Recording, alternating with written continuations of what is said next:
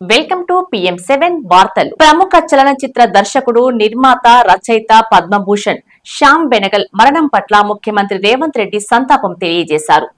Art film లో award సినిమాలంటూ చిన్న చూపు చూసే సమయంలో ఒకవైపు సత్యజిత్ రే, మరోవైపు శ్యామ్ బెనగల్ జాతీయ స్థాయిలో ఆ చిత్రాల విలువలను, వాటి అవసరాన్ని జాతికి తెలియజెప్పారు ఆ దర్శక ధీరులు.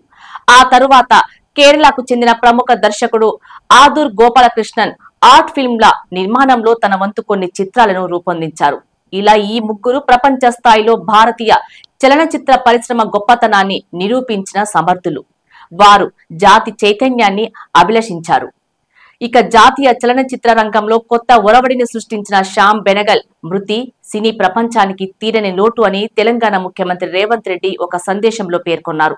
శ్యామ్ బెనగల్ కి హైదరాబాద్ తో ఎంతో అనుబంధం ఉందని సీఎం గుర్తు చేశారు. ఇక్కడే జన్మించి ఇక్కడే విద్యాభ్యాసం చేసిన శ్యామ్ బెనగల్ గారు సినీ రంగంలో 7 సార్లు జాతీయ స్థాయి అవార్డులతో పాటు దాదా సాహెబ్ ఫాల్కే అవార్డు గెలుచుకొని అత్యున్నత స్థాయికి ఎదిగారని అన్నారు. ఆయన రూపొందించిన అంకుర్, నిశాంత్, మందన్, భూమిక వంటి మేటి చిత్రాలు సినీ రంగంలోనే గొప్ప మార్పులు తెచ్చాయని కొనియాడారు.